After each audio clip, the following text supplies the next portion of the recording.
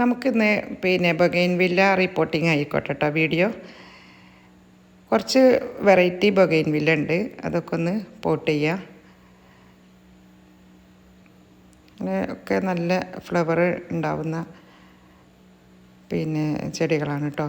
അതിനു വേണ്ടി ഞാൻ എടുത്തിട്ടുള്ളത് മണൽ കൂടിയിട്ടുള്ള കുറച്ച് മണ്ണെടുത്തിട്ടുണ്ട്, എല്ലുപൊടി എടുത്തിട്ടുണ്ട്, അതുപോലെ വേപ്പിൻ പിണ്ണാക്ക് എടുത്തിട്ടുണ്ട്, ചാണകപ്പൊടി എടുത്തിട്ടുണ്ട്. ഇത് മിക്സ് ചെയ്തിട്ടാണ് ഞാൻ പോട്ടിലേക്ക് നിറക്കാൻ പോകുന്നത്. പിന്നെ ഒരു കാര്യം, നമുക്ക് ബൊഗെയിൻവില്ല എല്ലാവർക്കും ഇഷ്ടമുള്ളൊരു ചെടിയാണ്. കാരണം അത് വേനലിൽ നന്നായിട്ട് ഫ്ലവർ ചെയ്യും.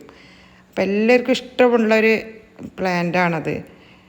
അപ്പോൾ അത് വളർത്തുന്നവർ പ്രത്യേകം ശ്രദ്ധിക്കണം കേട്ടോ. എന്താണെന്ന് വെച്ചാൽ അത് നല്ല വെയിലുള്ള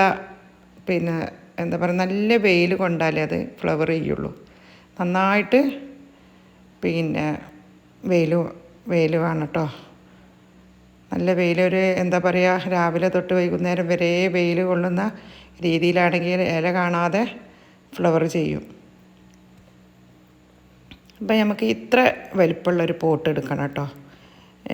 റിപ്പോർട്ട് ചെയ്യുമ്പോൾ അത്യാവശ്യം കുറച്ച് വലിപ്പമുള്ള പോട്ട് തന്നെ എടുക്കുക. എന്നാൽ വർഷം നമുക്കിത് റിപ്പോർട്ട് ചെയ്യേണ്ട ആവശ്യം വരില്ല. അത്യാവശ്യം വലിപ്പമുള്ള പോട്ട് എടുക്കുക.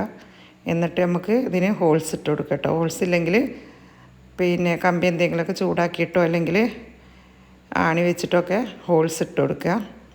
അത് നിർബന്ധമാണ്. കാരണം വെള്ളം വാർന്ന് പോകണം കേട്ടോ. വെള്ളം കെട്ടി നിന്നാൽ പ്ലാന്റ് നശിച്ചു പോവും. എന്നിട്ടിങ്ങനെ ഓട് കഷ്ണം വെക്കുക.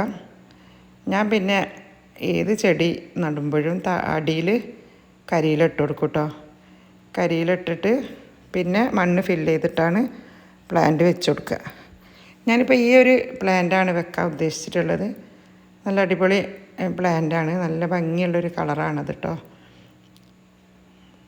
റെഡ് ചില്ലി എന്ന് പറയണ നല്ല അടിപൊളി പ്ലാന്റാണത്.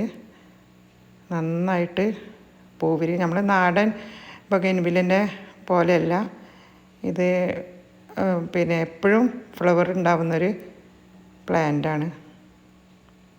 അപ്പോൾ അത് റിപ്പോർട്ട് ചെയ്യാം. നമുക്കിങ്ങനെ പോട്ടിലൊക്കെ ആണെങ്കിൽ ഇങ്ങനെ 1-2 തട്ട് കൊടുത്താൽ തന്നെ അത് സുഖമായിട്ട് പോരും കേട്ടോ പോട്ടിൽ നിന്ന്. ഇങ്ങനെ നമ്മളത് പോട്ടിലേക്ക് വെച്ച് കൊടുക്കുക.